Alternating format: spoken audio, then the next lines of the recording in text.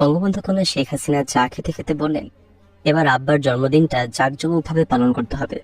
মূল অনুষ্ঠানটা টুঙ্গিপাড়ায় হবে। ঢাকা থেকে অনেক লোকজন নিয়ে যেতে হবে। ওবায়দুল কাদেরের নেতৃত্বে একটা উপকমিটি করতে হবে, আর তোমরা ওকে সহযোগিতা করবে। মোট কথা, আব্বার ৭৬তম জন্মদিনটা আকর্ষণীয় করে তুলতে হবে। ১ মার্চ ১৯৯৫ সন্ধ্যাবেলায় ধানমন্ডি ৬ নম্বর রোডের আওয়ামী ফাউন্ডেশন অফিসে আওয়ামী লীগের কেন্দ্রীয় কমিটির বৈঠক বসল। বৈঠকে ওবায়দুল কাদের তার নেতৃত্বে উপকমিটি গঠন করে ৩ দিনব্যাপী কর্মসূচি দিলেন। কর্মসূচির প্রথম দিন ১৭ মার্চ টুঙ্গিপাড়ায় সকাল ৭টায় জাতির জনক বঙ্গবন্ধু শেখ মুজিবুর রহমানের মাজারে পুষ্পমালা অর্পণের মাধ্যমে দিবসের কর্মসূচি শুরু হবে। ওই দিনের কর্মসূচির দ্বিতীয় পর্যায়ে সকাল ৮টায় শিশু কিশোরদেরকে মিষ্টি বিতরণ করবেন জননেত্রী শেখ হাসিনা। এরপর বিকেল ৩টায় গেমাডাঙ্গা হাই স্কুল মাঠে আলোচনা সভার শেষে লাঠি খেলা। কর্মসূচির দ্বিতীয় দিনে অর্থাৎ ১৮ মার্চ ঢাকায় আওয়ামী লীগ কেন্দ্রীয় কার্যালয়ের সামনে সন্ধ্যা ৭টায় সাংস্কৃতিক অনুষ্ঠান এবং কর্মসূচির তৃতীয় দিন ১৯ মার্চ বিকাল ৩টায় বঙ্গবন্ধু অ্যাভিনিউয়ে জনসভা। জাতির জনক বঙ্গবন্ধু শেখ মুজিবের ৭৬তম জন্মদিনের কর্মসূচি বাস্তবায়ন করার জন্য জাতির জনক বঙ্গবন্ধু শেখ মুজিবের কন্যা শেখ হাসিনার প্রত্যক্ষ তত্ত্বাবধানে সকল প্রকার প্রস্তুতি পুরোদমে এগিয়ে চলছে। এবারে টুঙ্গিপাড়া কর্মসূচিতে একটা নতুনত্ব থাকবে। সেই নতুনত্ব হলো ঢাকা থেকে শ৫ যুবক টুঙ্গিপাড়ায় নিয়ে যাওয়া হবে। এই যুবকদের প্রত্যেকে দেওয়া হবে ইউনিয়ন কাপড়ের নতুন ফুলহাতা সাদা শার্ট। এই শার্টের পকেটে এমব্রয়ডারি করে লেখা থাকবে জাতির জনক বঙ্গবন্ধু শেখ মুজিবুর রহমানের ৭৬তম জন্মোৎসব। জাতির জনক বঙ্গবন্ধু কন্যা শেখ হাসিনা ঢাকা থেকে আগত অতিথিদের টুঙ্গিপাড়ায় স্বাগত জানানোর জন্য ১৫ মার্চ ১৯৯৫ টুঙ্গিপাড়ায় চলে এলেন। ১৬ মার্চ ওবায়দুল কাদেরের নেতৃত্বে ঢাকা থেকে যুবকরা এলো। তবে ৫০০ যুবক ঢাকা থেকে নিয়ে আসার কথা থাকলেও মোটামুটি ২-৩০০ যুবক ওবায়দুল কাদের নিয়ে এসেছে। সেই সাথে আরো কিছু অতিথিদের ঢাকা থেকে নিয়ে এসেছে। জাতির জনক বঙ্গবন্ধু কন্যা শেখ হাসিনা আগত সকল অতিথিদের স্বাগত জানালেন। ঢাকা থেকে আগত গোপালগঞ্জ সরকারি সার্কিট হাউস, টুঙ্গিপাড়া উপজেলা কোর্ট এবং কার্যালয় সহ বিভিন্ন জায়গায় রাতে থাকা এবং খাওয়ার ব্যবস্থা করা হলো। পরদিন ১৭ মার্চ সকাল ৭টার মধ্যে টুঙ্গিপাড়ায় জাতির জনক বঙ্গবন্ধু শেখ মুজিবুর রহমানের মাজার এবং বাড়িতে সকলে এসে হাজির হলো।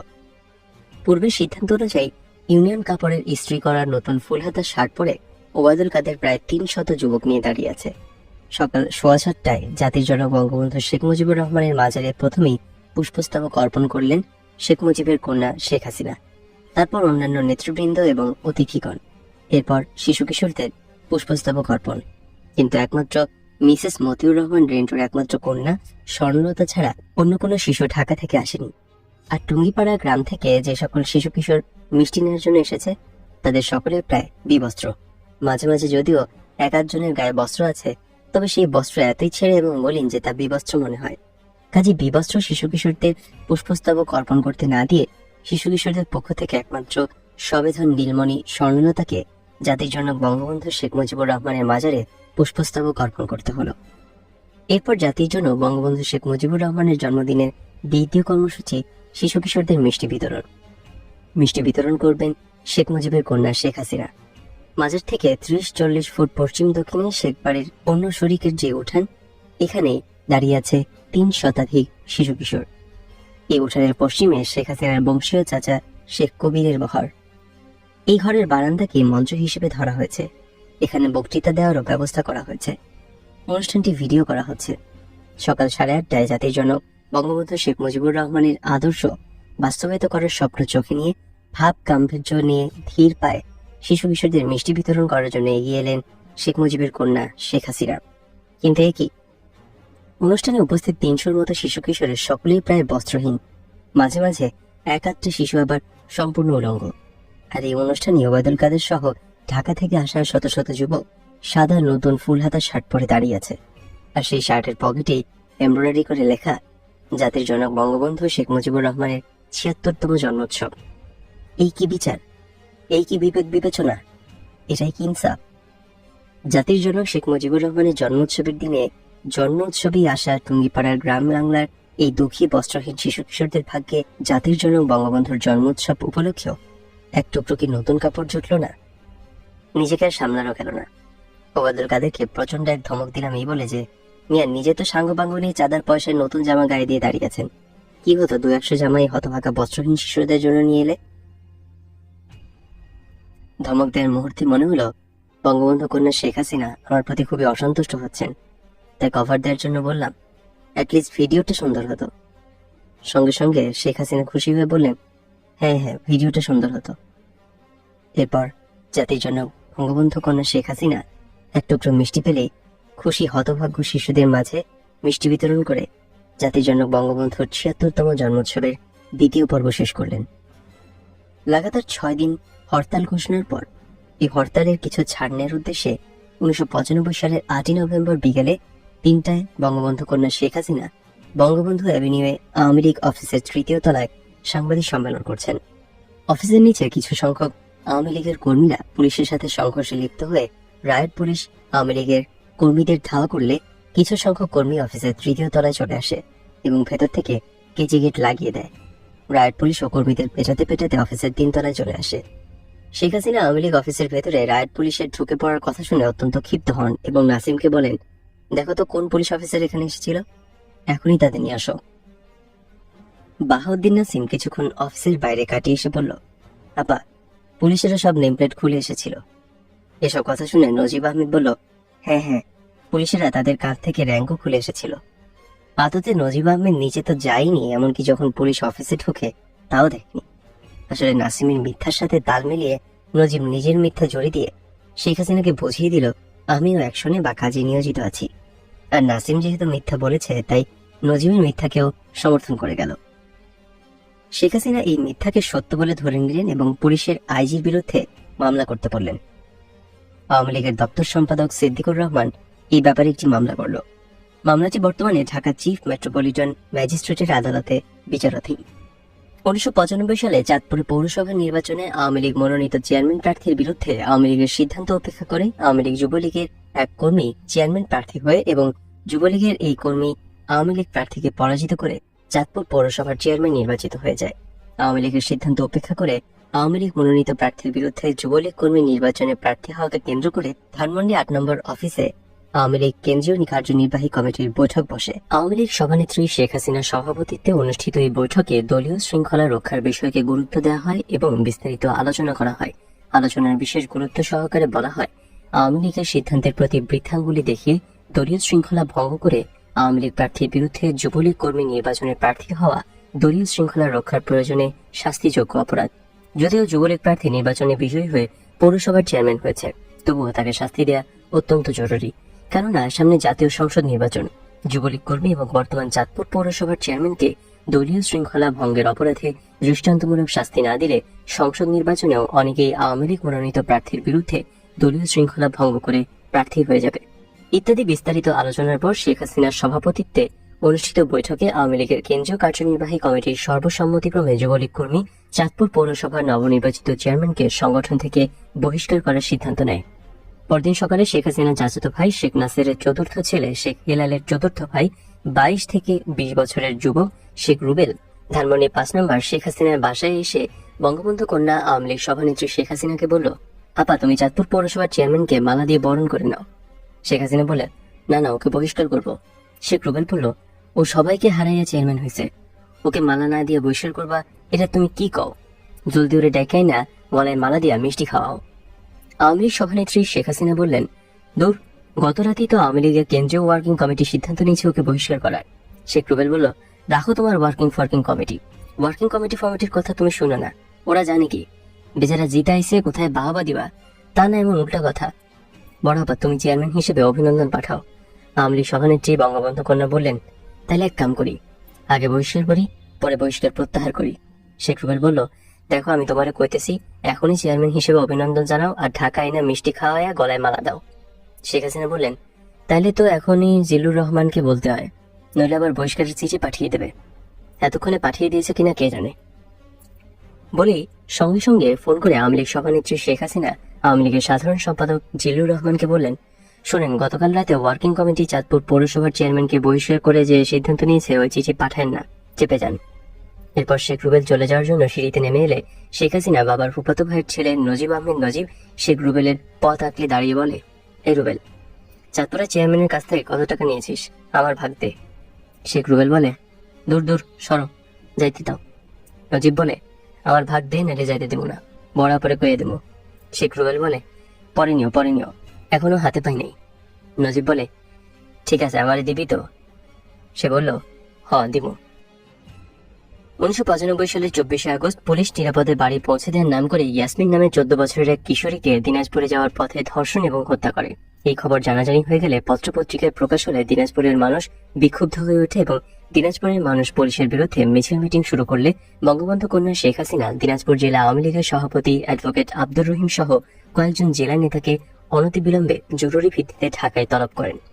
অ্যাডভোকেট আব্দুর রহিম সহ দিনাজপুরের 5 নেতা ঢাকায় এসে 32 নম্বর ধানমন্ডি বঙ্গবন্ধু ভবনের লাইব্রেরি রুমে বিকাল প্রায় 5টায় শেখ হাসিনার সঙ্গে রুদ্ধদ্বার বৈঠক করেন। বঙ্গবন্ধু ভবনের এই বৈঠকে শেখ হাসিনা আপনা আপনি শুরু হওয়া দিনাজপুরবাসীর এই আন্দোলনকে যে কোনো কিছুর বিনিময়ে প্রচন্ড বিক্ষোভের রূপ দিয়ে বিস্ফোরণ ঘটানোর পরামর্শ এবং নির্দেশ দেন। শেখ হাসিনা বলেন, দিনাজপুরবাসীর এই বিক্ষোভকে নির্দলীয় খোলসে রেখে খালেদা জিয়া সরকারের বিরুদ্ধে এই গণবিক্ষোভ আরো বেগবান, আরো চাঙ্গা করে গণঅভ্যুত্থান সৃষ্টি করে খালেদ সরকারের পতন ঘটাতে হবে। এখন আর ঢাকার দিকে চেয়ে থাকতে চলবে না, এখন দিনাজপুর থেকে শুরু করতে হবে এবং ঢাকায় এসে শেষ করতে হবে। প্রতিদিন প্রতি মুহূর্তে পুলিশের সাথে সংঘর্ষ করতে হবে, লাশের পর লাশ ফেলতে হবে, পুলিশের লাশও ফেলতে হবে। যত টাকা পয়সা লাগে নিয়ে যান, তবুও এই কর্মসূচি বাস্তবায়িত করতে হবে। ওই পুলিশের মাঝে লোক আছে যাদের টাকা পয়সা দিলে গুলি করে মানুষ মেরে লাশের স্তূপ লাগিয়ে দেবে। পুলিশের সাথেও কন্ট্যাক্ট করবেন, টাকা পয়সা দিবেন। মনে রাখবেন, যদি এগুলো সফল করতে পারেন তাহলেই কেবলমাত্র ক্ষমতার মুখ দেখতে পাবেন, নইলে জীবনে আর আওয়ামী লীগকে ক্ষমতা নিতে পারবেন না। সারা দেশে যদি সব দাঙ্গা হাঙ্গামা লুটতরাজ খুন খারাপি ছড়িয়ে দিতে পারেন তবেই একমাত্র ক্ষমতার মুখ দেখবেন। ইয়াসমিন ময়রা এসব ঘটনার একটা সুযোগ করে দিছে, এখন এটাকে কাজে লাগান। মনে রাখবেন, এসব অবশ্যই হতে হবে নির্দলীয় ব্যানারে। আওয়ামী লীগ নামে বিন্দু বিসর্গ যেন না আসে। ফাল দিয়ে কেউ মঞ্চে উঠবেন না, সব করবেন পেছন থেকে। পারতপক্ষে কোনো ব্যাপারেই মুখ খুলবেন না, যদি মুখ খুলতেই হয় তাহলে দুনিয়ার যত ভালো কথা আছে তাই বলবেন। যাই হোক, মুখে রাখবেন শুধু ভালো কথা। আর সত্যি যদি একটা লঙ্কাকাণ্ড ঘটিয়ে দিতে পারেন তাহলে আমি দিনাজপুরে আসবো, কিন্তু ওইখানে আপনাদের সাথে আমার কোনো কথা হবে না। আমি শুধু বক্তৃতায় বলে আসবো, ধৈর্য ধরুন, শান্ত থাকুন ইত্যাদি জাতীয় কথা। কিন্তু আপনারা কাজ পুরোপুরি চালিয়ে যাবেন। এখন 20 লাখ টাকা নিয়ে যান, পরিস্থিতি বুঝে বাকি যা লাগবে ওখানে পৌঁছে দেব। আমি শুধু কাজ চাই। টাকা নিয়ে যাওয়ার জন্য আপনাদের গাড়িটার ব্যবস্থা আছে না? নাহলে আমি টাকা নিয়ে যাওয়ার জন্য গাড়ির ব্যবস্থা করে দিই। অ্যাডভোকেট আব্দুর রহিম সহ অন্যান্য নেতারা বঙ্গবন্ধু কন্যার কাছ থেকে বিদায় নিয়ে বঙ্গবন্ধু ভবন ত্যাগ করে চলে গেলেন। রাত তখন 8টা। ওদিকে দিনাজপুরের অপরাধী পুলিশ ইয়াসমিন হত্যাকাণ্ড ধামাচাপা দেওয়ার চেষ্টা করলে দিনাজপুরের জনতা আরো বিক্ষুব্ধ হয়ে ওঠে। বঙ্গবন্ধু ভবন থেকে শেখ হাসিনার কাছ থেকে বিদায় নিয়ে চলে যাওয়ার ঠিক 2 দিন পরে অ্যাডভোকেট আব্দুর রহিম ধানমন্ডি 5 নম্বরে ফোন করে জননেত্রী শেখ হাসিনাকে না পেয়ে এই মেসেজ দেন যে নেত্রীকে বলবেন এখন পর্যন্ত পুলিশের কোনো লাশ পাওয়ার সংবাদ পাওয়া যায়নি, তবে এখন পর্যন্ত পুলিশের গুলিতে নিহত 7 জন দিনাজপুরবাসীর লাশ পাওয়া গেছে। শেখ হাসিনা বাসায় ফিরলে তাকে এই মেসেজ দেওয়া হলে তিনি সঙ্গে সঙ্গে তার নিরাপত্তার দায়িত্বে নিয়োজিত স্পেশাল ব্রাঞ্চের পুলিশদের আজ আর কোনো কাজ নেই বলে বিদায় করে দিয়ে 8 নম্বর রোডে তার চাচাতো চাচা শেখ হাফিজুর রহমান টোকেনের বাসায় গিয়ে দিনাজপুরের অ্যাডভোকেট আব্দুর রহিমের সঙ্গে কথা বলেন। বঙ্গবন্ধু কন্যা বলেন, ঠিক আছে, চালিয়ে যান, আরো জোরে চালিয়ে যান, টাকা পয়সা যা দরকার আপনি পেয়ে যাবেন, আর একটু জোরদার করেন, আমি আসছি। অতঃপর বঙ্গবন্ধু কন্যা শেখ হাসিনা দিনাজপুর গেলেন। জনতাকে শান্ত থাকার এবং ধৈর্য ধরার বক্তৃতা দিয়ে আবারও ঢাকায় ফিরে এলেন এবং ফিরে এসে বললেন, না, যত গুড় তত মিঠা হয়নি, অর্থাৎ যত টাকা খরচ করা হয়েছে ফল তত আসেনি। 12 ডিসেম্বর 1994 বঙ্গবন্ধু কন্যা শেখ হাসিনা নির্দেশে আওয়ামী লীগের ছাত্র সংগঠন বাংলাদেশ ছাত্রলীগ মতিঝিল শাপলা চত্বরে ছাত্রদের মহাসমাবেশের আয়োজন করেছে। মাত্র কয়েকদিন আগে প্রধানমন্ত্রী বেগম খালেদা জিয়া এই মতিঝিল শাপলা চত্বরেই বিএনপির ছাত্র সংগঠন জাতীয়তাবাদী ছাত্রদলকে দিয়ে ছাত্রদের মহাসমাবেশ করেছেন। ছাত্রদের এই মহাসমাবেশে প্রধানমন্ত্রী বেগম খালেদা জিয়া বক্তৃতায় বলেছেন, বিরোধী দলের মোকাবেলা করার জন্যই ছাত্রদলই যথেষ্ট। ছাত্রদলের ওই মহাসমাবেশের পাল্টা মহাসমাবেশ হিসেবে বঙ্গবন্ধু কন্যা বিরোধী দলীয় নেত্রী শেখ হাসিনা আজকের এই ছাত্রলীগের মহাসমাবেশের আয়োজন করেছেন এবং বেগম খালেদা জিয়ার ওই বক্তৃতার পাল্টা জবাব হিসেবে শেখ হাসিনা আজ বক্তৃতা করবেন। বঙ্গবন্ধু কন্যা শেখ হাসিনা বিকাল 4:15 মঞ্চে উঠলেন। আজকের এই ছাত্রলীগের মহাসমাবেশের মঞ্চের একটা বিশেষ এবং উল্লেখযোগ্য দিক হলো কেবলমাত্র ছাত্রলীগের নেতারা এবং একমাত্র শেখ হাসিনা ছাড়া অন্য কোনো আওয়ামী লীগ নেতাদের বসার ব্যবস্থা হলো না।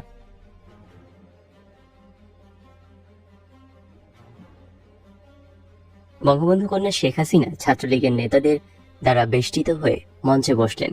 আওয়ামী লীগের নেতারা মঞ্চের নিচ থেকে মঞ্চে উঠে বক্তৃতা দিয়ে আবারও মঞ্চের নিচে চলে গেলেন। বঙ্গবন্ধু কন্যা শেখ হাসিনা তার বক্তৃতায় ছাত্রদের লেখাপড়ায় বিশেষ মনোযোগ দেওয়ার উদার আহ্বান জানালেন এবং মঞ্চে উপস্থিত ছাত্রলীগের নেতাকর্মীদের হাতে খাতা কলম তুলে দিলেন। খাতা কলম তুলে দেওয়ার মুহূর্তে ফটো সাংবাদিকের ক্যামেরা বারবার ঝলসে উঠল। তারপরের দিন দেশে প্রায় সবগুলো জাতীয় দৈনিক পত্রিকায় খাতা কলম তুলে দেওয়ার ছবি ছাপা হলো এবং ছাত্রদের লেখাপড়ায় মনোযোগ দেওয়ার জন্য শেখ হাসিনার আহ্বানকে পত্রিকার শিরোনাম করা হলো। কিন্তু তার আগে 9 ডিসেম্বর 1994 শুক্রবার বিকাল 3টায় ধানমন্ডি 32 নম্বর বঙ্গবন্ধু ভবনের লাইব্রেরি কক্ষে শেখ হাসিনা ছাত্রলীগ নেতা অজয় কর পঙ্কজ, হিমাংশু দেবনাথ, জ্যোতির্ময় সাহা, ত্রিবেদী ভৌমিক এবং আলম সহ মোট 9 জনকে ডেকে এনে সামনের আন্দোলনের প্রয়োজন হবে বলে গোলাবারুদ এবং অস্ত্রশস্ত্র কেনার জন্য নগদ 1 লক্ষ টাকা দিয়ে তিনি বলেন, আগামী 28 ডিসেম্বর জাতীয় সংসদ থেকে পদত্যাগ করার পর তোমরা ঢাকা সহ সারা দেশে নজিরবিহীন ত্রাসের সৃষ্টি করবে। খালেদা জিয়ার পতন না হওয়া পর্যন্ত প্রতিদিন 5 থেকে 10টা লাশ অবশ্যই ফেলতে হবে, নইলে খালেদা জিয়ার পতন হবে না। এর জন্য যত টাকা লাগবে তোমরা পাবে, টাকার কোনো অভাব হবে না। তোমরা গোলাবারুদ এবং অস্ত্রশস্ত্রের বিশাল মজুদ গড়ে তুলবে। তবে ঢাকা বিশ্ববিদ্যালয়ে এইগুলি রাখবে না, কারণ ঢাকা বিশ্ববিদ্যালয়ে পুলিশ রেড করলে এই সকল অস্ত্র এবং বোমা আমাদের হাতছাড়া হয়ে যাবে। এসব জিনিসপত্র বিশ্ববিদ্যালয়ের বাইরে নিরাপদ জায়গায় রাখবে। আরেকটা দায়িত্ব তোমরা সিরিয়াসলি পালন করবে, সেটা হলো যে স্কার্টন গার্ডেন রোড এবং ইডেন কলেজের পশ্চিম পাশে যে কোয়ার্টারগুলো আছে সেগুলো সব সচিব উপসচিবদের। আমি হরতাল দিলেও এই সচিব উপসচিবরা পায়ে হেঁটে ঠিকই সচিবালয়ে যায়। এরপর যখন আমি হরতাল দেব তোমরা এদের বাসার কাছে ওত পেতে থাকবে। সচিবদের হেঁটে হেঁটে সেক্রেটারিয়েট যেতে হবে। পথিমধ্যে তোমরা ওদের কাপড় চোপড় খুলে ন্যাংটা করে ফেলবে। ছাত্রলীগ নেতারা বলল, আমাদের 2 গ্রুপ 2 ভাগে ভাগ করে দেন। এক গ্রুপ গোলাবারুদ এবং অস্ত্রশস্ত্রের দায়িত্বে থাক, আর অন্য গ্রুপ সচিবদের উল্লঙ্ঘ করার দায়িত্বে থাকুক। শেখ হাসিনা তখন আলমকে সচিবদের ন্যাংটা করার দায়িত্ব দিলেন। এরপর অনেক হরতাল যায়, কিন্তু সচিবদের ন্যাংটা করা হয় না। শেখ হাসিনা তার পক্ষ থেকে সচিবদের কাপড় খুলে উল্লঙ্ঘ করার দায়িত্বপ্রাপ্ত আলমকে বারবার তাগিদ দেওয়া সত্ত্বেও যখন সচিবরা উল্লঙ্ঘ হচ্ছে না, তখন তিনি ঢালাওভাবে যাকে কাছে পান তাকেই সচিবদের ন্যাংটা করার দায়িত্ব দিতে থাকেন। কিন্তু তারপরও সচিবরা উল্লঙ্ঘ হচ্ছে না দেখে বঙ্গবন্ধু কন্যা শেখ হাসিনা ভয়ানক রেগে গেলেন এবং সচিবদের উল্লঙ্ঘ করার মূল দায়িত্বপ্রাপ্ত আলমকে নগদ 20,000 টাকা দিয়ে বললেন, এই 20,000 টাকা এখন দিলাম, বাকি আরো 30,000 টাকা সচিবদের ন্যাংটা করার জন্য দেব এবং পরের হরতালে ন্যাংটা করতে হবে, নইলে পুরা টাকা ফেরত দিতে হবে।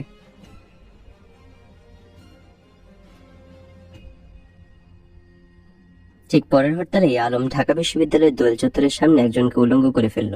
ধানমন্ডি 5 নম্বর রোডের 54 নম্বর বাড়িতে বঙ্গবন্ধু কন্যা জননেত্রী শেখ হাসিনার কাছে এই উল্লঙ্ঘ করার সফলতার সংবাদ পৌঁছলে তিনি খুশিতে মিষ্টি খাওয়ানোর জন্য আলমকে ডেকে আনতে লোক পাঠান। কিন্তু আলম ততক্ষণে পুলিশের হাতে ধরা পড়ে যায়। তার পরের দিন দেশের সকল সংবাদপত্রের দিগম্বর শিরোনামে ছবি সহ খবর ছাপা হয়। জানা যায় এই উলঙ্গ বা দিগম্বরের শিকার হওয়া ব্যক্তি একজন সচিব নন, তিনি বাংলাদেশের একজন অতি সাধারণ নারী। তিনি বাংলাদেশের একজন অতি সাধারণ নাগরিক, গোবেচারা পাবলিক। কোনো আন্দোলন, কোনো সংগ্রামেই কাজ হচ্ছে না। প্রধানমন্ত্রী বেগম খালেদা জিয়া একতরফাভাবে আগামী 15 ফেব্রুয়ারি 7ম পার্লামেন্টের নেত্রী হচ্ছেন এবং দ্বিতীয়বারের মতো সংবিধান অনুযায়ী সরকার গঠন করতে যাচ্ছেন। 7ম পার্লামেন্ট নির্বাচন বিএনপির যখন পুনরায় সরকার গঠন এবং খালেদা জিয়ার পুনরায় প্রধানমন্ত্রী হওয়া কিছুতেই ঠেকানো যাচ্ছে না, তখন শেখ হাসিনা 17 জানুয়ারি 1996 সন্ধ্যায় শেখ রেহানার ননদের গুলশানের বাড়িতে কর্নেল তারেক সিদ্দিকীর সাথে গোপন আলোচনা করেন এবং তারেক সিদ্দিকীর মাধ্যমে সেনাবাহিনী প্রধান লেফটেন্যান্ট জেনারেল আবু সালেহ মোহাম্মদ নাসিম বীর বিক্রমকে রাষ্ট্রীয় ক্ষমতা দখল করার প্রস্তাব দেন। অর্থাৎ বঙ্গবন্ধু কন্যা শেখ হাসিনা সেনাবাহিনী প্রধান জেনারেল নাসিমকে সামরিক অভ্যুত্থান করে বেগম খালেদা জিয়া সরকারকে উৎখাত করে রাষ্ট্রীয় ক্ষমতা দখল করার প্রস্তাব দেন।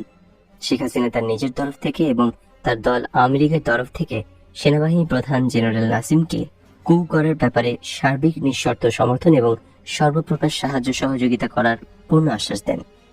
1982 সালে বিএনপি সরকার উৎখাত করার জন্য বঙ্গবন্ধু কন্যা শেখ হাসিনা তখনকার সেনাবাহিনী প্রধান লেফটেন্যান্ট জেনারেল হোসেন মোহাম্মদ এরশাদকে যেভাবে আমন্ত্রণ জানিয়েছিলেন এবং সাহায্য সহযোগিতা ও সমর্থনের আশ্বাস দিয়েছিলেন, ঠিক একইভাবে 1996 মধ্য জানুয়ারিতে শেখ হাসিনা সেনাপ্রধান জেনারেল নাসিমকে ক্ষমতা দখল করার জন্য সাহায্য সহযোগিতা এবং সমর্থনের আশ্বাস দিলেন। কিন্তু এবার সেনাবাহিনী প্রধান লেফটেন্যান্ট জেনারেল আবু সালেহ মোহাম্মদ নাসিম বঙ্গবন্ধু কন্যা শেখ হাসিনার প্রস্তাবে সায় না দিয়ে উপরন্তু বলে উঠলেন, আমি পেশাদার সৈনিক। পেশাদার সৈনিকের পেশাদার সৈনিকই থাকা উচিত এবং দেশে বর্তমানে যা চলছে তা রাজনৈতিক সংকট।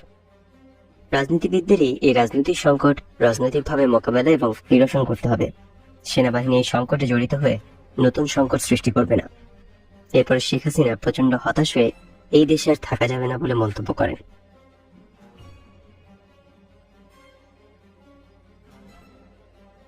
1996 সাল, আজ 10 ফেব্রুয়ারি, সকাল 9টা। শেখ হাসিনা তার বাসায় নিজ বাসভবনের দ্বিতীয় তলায় ভিআইপি ড্রয়িং রুমে ছাত্রলীগ সভাপতি এনামুল হক শামীম, সাধারণ সম্পাদক ইসাক আলী খান পান্না, নারায়ণগঞ্জের শামীম ওসমান, অজয়কর পঙ্কজ, নিরঞ্জন সাহা, দীপঙ্কর, অসীম, সাধন দাস সহ মোট 11 জনকে নিয়ে খুব গুরুত্বপূর্ণ, খুবই জরুরি এবং খুব গোপন বৈঠকে বসেছেন। আসছে আগামী 15 ফেব্রুয়ারি খালেদা জিয়া এককভাবে জাতীয় সংসদ নির্বাচন করতে যাচ্ছেন। বঙ্গবন্ধু কন্যা শেখ হাসিনা এই নির্বাচন বানচাল করার জন্য সর্বশক্তি দিয়ে মাঠে নেমেছেন। জীবন মরণ লড়াই। আজ বিকেল 3টায় পান্থপথে বঙ্গবন্ধু কন্যা শেখ হাসিনা সমাবেশ এবং সমাবেশ শেষে বেগম খালেদা জিয়ার বাসভবন অভিমুখে মিছিল করবেন। এই সমাবেশ এবং মিছিলের বিষয়ে শেখ হাসিনা বৈঠকে বসেছেন। শেখ হাসিনা অত্যন্ত জরুরি, অত্যন্ত গোপনীয় এবং অত্যন্ত গুরুত্বপূর্ণ নির্দেশ এবং কর্মসূচি দেওয়ার জন্যই এই বৈঠক বসেছেন। আওয়ামী লীগ সভানেত্রী শেখ হাসিনাকে ভীষণ চিন্তিত এবং মলিন দেখাচ্ছে। কেউ কোনো কথা বলছে না, তিনিও কোনো কথা বলছেন না। সবাই চুপ করে বসে আছে। মনে হচ্ছে যেন যুদ্ধে পরাজিত রাজাহারা রানী আর তার সৈনিকরা আছে। হঠাৎ কান্না জড়িত বাষ্পরুদ্ধ কণ্ঠে শেখ হাসিনা বললেন, আজ আমার একটি ভাইও বেঁচে নেই। যদি একটি ভাইও বেঁচে থাকতো তাহলে আমি যে নির্দেশ দিতাম, যে কর্মসূচি দিতাম তা অবশ্যই পালন করত। তোমরা কি আমার ভাই হতে পারো না? আমি তো তোমাদের ভাই মনে করি। তোমাদের মাঝে আমার হারিয়ে যাওয়া ভাইদের খুঁজে পেতে চাই। কিন্তু তোমরা কি আমাকে বোন মনে করো? যদি তোমরা আমাকে বোন মনে করো, যদি সত্যি সত্যি তোমরা আমার হারিয়ে যাওয়া ভাই হও, তাহলে এই কঠিন দিনে কঠিন কর্মসূচি পালন করার জন্য প্রস্তুত হও। সকলেই আমার সাথে শপথ নাও। এই বলেই উপস্থিত সকলকে শেখ হাসিনা শপথ করালেন এবং উপস্থিত সকলেই শপথ নিল। শেখ হাসিনা শপথ বাক্য উচ্চারণ করলেন, আমরা শপথ নিতেছি যে যে কোনো ধরনের কর্মসূচি বাস্তবায়ন করার জন্য আমরা জীবন উৎসর্গ করলাম এবং আমরা আরো শপথ করিতেছি যে আমাদের নেত্রী শেখ হাসিনার যে কোনো ধরনের নির্দেশ তা যত কঠিনই হোক না কেন জীবন দিয়ে পালন করব। শপথ বাক্য পাঠ শেষ হলে শেখ হাসিনা বললেন, আজ আমি 10টা পুলিশের লাশ চাই, 5টা মিলিটারি লাশ চাই। পুলিশের লাশ চাওয়া শেখ হাসিনার নতুন কিছু নয়। অতীতে বহুবার তিনি পুলিশের লাশ চেয়েছেন, কিন্তু আজকের মতো এত আনুষ্ঠানিকতা, এত নাটকীয়তা করে অতীতে কখনো তিনি পুলিশের লাশ চাননি। অতীতে তিনি মাঝে মাঝে বলতেন, পুলিশের লাশ চাই, পুলিশের লাশ চাই, কিন্তু কাউকে নির্দিষ্ট করে বলতেন না, খুব কড়া করেও বলতেন না। হঠাৎ বিড়বিড় করে কথাগুলো বলতে থাকতেন। শেখ হাসিনা বিড়বিড় করে পুলিশের লাশ চাই, পুলিশের লাশ চাই বলতে থাকলেও কেউ তা শুনত না তা নয়। উপস্থিত সকলেই তা শুনত, কিন্তু কেউই গুরুত্ব দিত না এবং পালন করত না। বঙ্গবন্ধু কন্যা শেখ হাসিনা পুলিশের লাশ চাই, পুলিশের লাশ চাই কথাগুলো হাওয়ার উপর ছেড়ে দিতেন, আর উপস্থিত সকলেই তার ন্যায় হাওয়াতেই কথাগুলো মিলিয়ে যেতে দিত। কিন্তু শেখ হাসিনা মন থেকেই এমন কিছু ঘটনার জন্যই কথাগুলো বলতেন, অথচ শেখ হাসিনার কথা পালন করত না, পুলিশের লাশ ফেলত না। আর সেজন্যই আজই 10 ফেব্রুয়ারি এত আনুষ্ঠানিকতা আর এত ভাবগম্ভীর পরিবেশের শপথের মাধ্যমে শেখ হাসিনা 10টা পুলিশের আর 5টা মিলিটারি লাশ চাইলেন। একটা ব্রিফকেস হাতে রুমে প্রবেশ করলো শেখ হাসিনার ফুফাতো ভাই আব্দুর রব সেরনিয়াবাদের ছেলে আবুল হাসনাত আব্দুল্লাহ। বঙ্গবন্ধু কন্যা শেখ হাসিনা ব্রিফকেস খুলে 500 টাকার নগদ 10টা বান্ডিল মানে 5 লক্ষ টাকা ঢেলে দিয়ে বললেন, এই নাও, যাও কর্মসূচি বাস্তবায়িত করো।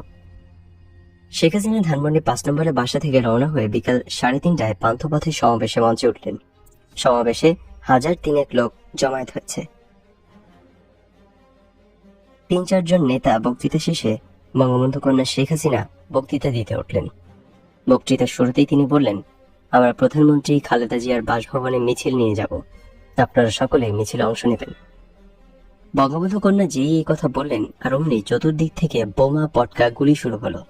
মুহূর্তের মধ্যে সমবেত জনতা দিক বিদিক জ্ঞান শূন্য হয়ে কে কোথায় গেল তার হদিস পাওয়া গেল না। সমাবেশ স্থল ফাঁকা শূন্য হয়ে গেল। মঞ্চের নেতারা পড়ি কি মরি করে মঞ্চ থেকে লাফিয়ে পড়ে পালাতে লাগলো। শেখ হাসিনাকে অতি কষ্টে মঞ্চ থেকে নামিয়ে ধানমন্ডি 32 নম্বরে বঙ্গবন্ধু ভবনে নিয়ে যাওয়া হলো। পালানোর প্রতিযোগিতায় নেতারা কেউ কারোর চেয়ে কম গেলেন না। এমনকি শেখ হাসিনার মঞ্চে সিঁড়ি দিয়ে নামতে দেরি হচ্ছিল, এই অবস্থায় পেছনে পড়ে যাওয়া এক নেতা তাকে ধাক্কা মেরে নিচে ফেলে দিয়ে পালিয়ে যায়।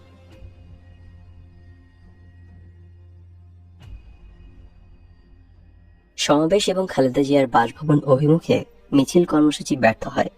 পরে গোলযোগের কারণে police Sonargaon road, Panthapath, green road ইত্যাদি রোডে যানবাহন চলাচল বন্ধ করে দিলে কলাবাগান রোডে যানজটে আটকে পড়া বিআরটিসির 2টি দোতলা বাস, 3টি ট্রাক, 3টি পিকআপ, 5টি প্রাইভেট কার, 4টি বেবি ট্যাক্সি ইত্যাদিতে এবং ধানমন্ডি 32-এর সামনে শুক্রবার পেট্রোল পাম্পে শেখ হাসিনার নির্দেশে বঙ্গবন্ধু ভবনের স্টাফ দিয়ে আগুন লাগিয়ে প্রতিশোধ হিসেবে জ্বালিয়ে দেওয়া হলো। শেখ হাসিনা ধানমন্ডি 32-এর সামনে নিজ হাতে একটা স্কুটারে আগুন লাগিয়ে দিলেন।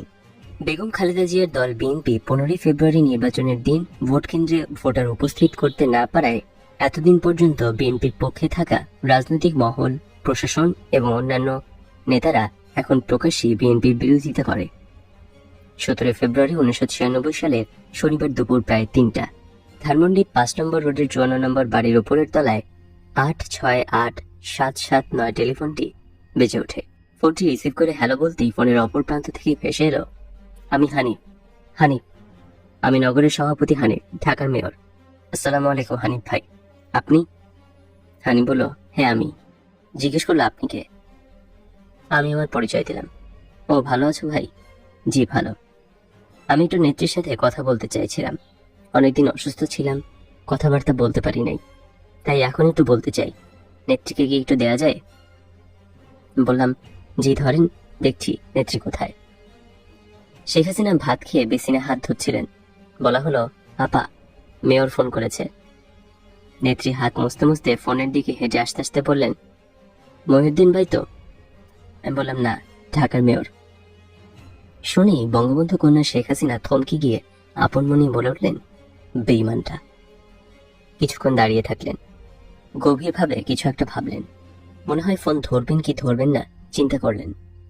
তারপর ধীর পায়ে এগিয়ে এলেন, ফোনটা ধরলেন। হ্যালো? না, এখানে না, 32-এ আসেন, পবিত্র জায়গায় আসেন, পবিত্র জায়গায় বসেই আলোচনা করি। হ্যাঁ, এখনই আসেন। হ্যাঁ, আপনি না আসা পর্যন্ত আমি আছি। শেখ হাসিনা টেলিফোনটি রেখে দিয়ে বললেন,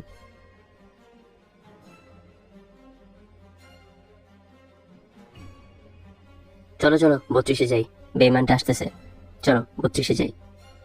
সবাই মিলে ধানমন্ডি 32-এ বঙ্গবন্ধু ভবনে যাওয়া হলো। শেখ হাসিনা বঙ্গবন্ধু ভবনের গেটের বাইরে রাস্তায় পায়চারি করতে লাগলেন আর ঢাকার মেয়র মোহাম্মদ হানিফের অপেক্ষা করতে লাগলেন। মিনিট 20 পরে বাংলাদেশের জাতীয় পতাকা লাগানো জিপ গাড়িতে করে ঢাকা সিটি কর্পোরেশনের মেয়র হানিফ 32-এ বঙ্গবন্ধু ভবনের সামনে এসে পৌঁছালো। শেখ হাসিনা এগিয়ে গিয়ে নিজ হাতে মেয়র হানিফের জিপের দরজাটা খুললেন আর বলতে লাগলেন, এই যে আগামী দিনের এলজিআরডি মিনিস্টার। এলজিআরডি মিনিস্ট্রি ছাড়া কি ঢাকার মেয়র চলতে পারে? এলজিআরডি মিনিস্ট্রি তো আপনার, আপনিই তো এলজিআরডি মিনিস্টার। এই কথা বলতে বলতে শেখ হাসিনা মেয়র হানিফকে জিপ গাড়ি থেকে নামিয়ে এনে উপস্থিত সকলের সাথে মেয়র হানিফকে দেখিয়ে এই যে আগামী দিনের এলজিআরডি মিনিস্টার বলে পরিচয় করিয়ে দিলেন। শেখ হাসিনার মুখে এই কথা শুনে মেয়র মোহাম্মদ হানিফ খুশিতে ডগমগ হয়ে বলল, নেত্রী যা বলেন। তারপর মেয়র হানিফকে বঙ্গবন্ধু ভবনের অফিস কক্ষে এনে শেখ হাসিনা বললেন, এই মিষ্টি আনো। হানিফ ভাইকে মিষ্টি খাওয়াও। মিষ্টি খেতে খেতে শেখ হাসিনা বললেন, বঙ্গবন্ধু ছিলেন মহানায়ক আর আপনি হলেন নায়ক। নায়ক না হলে কি চলে? সারা দেশ, সারা জাতি এখন তাকিয়েছে নায়কের দিকে, মানে আপনার দিকে। নগরবাসী তাকিয়েছে আপনার দিকে। আমি এই পর্যন্ত এনে দিয়েছি, এখন আপনি ফিনিশিং দেন। এখন আপনার পালা। আপনি নায়ক, আপনার হাতেই সব। আমার হাতে আর কিছুই নেই। আমার যা ছিল সব আমি করেছি। আপনি মেয়র, আপনি নায়ক, এখন আপনি ফিনিশিং গোল করেন। আপনি ছাড়া ফিনিশিং হবে না, আপনার হাতেই ফিনিশিং হবে বলে খেলা এখনো বাকি আছে। আপনারাই তো শেখ মুজিব থেকে বঙ্গবন্ধু বানিয়েছেন। আপনারা যদি সেদিন আমার পিতাকে আশ্রয় না দিতেন, সাহায্য সহযোগিতা না করতেন, তাহলে কি আমার পিতা শেখ মুজিব থেকে জাতির পিতা হতে পারতেন? এই আপনারা ঢাকার মানুষেরা বানিয়েছেন। আজ আমি তার মেয়ে। আমাকে যদি সাহায্য না করেন আমি কি করে বড় হব? আমার ভাইরা কেউ বেঁচে নেই। আপনি আমার ভাই, আমি আপনার বোন। আমাকে আপনি সহযোগিতা করেন, আমি কখনোই আপনার কথা ভুলব না। আপনাকে ছাড়া চলবো না। ঢাকার মেয়র মোহাম্মদ হানিফ বলল, হ্যাঁ নেত্রী, আমাকে 1 মাস সময় দিন, আমি খালেদা জিয়াকে ফেলে দেব। শেখ হাসিনা বললেন, না না না, 1 মাস সময় দেওয়া যাবে না, আপনি 15 দিনের মধ্যেই ফেলে দেন।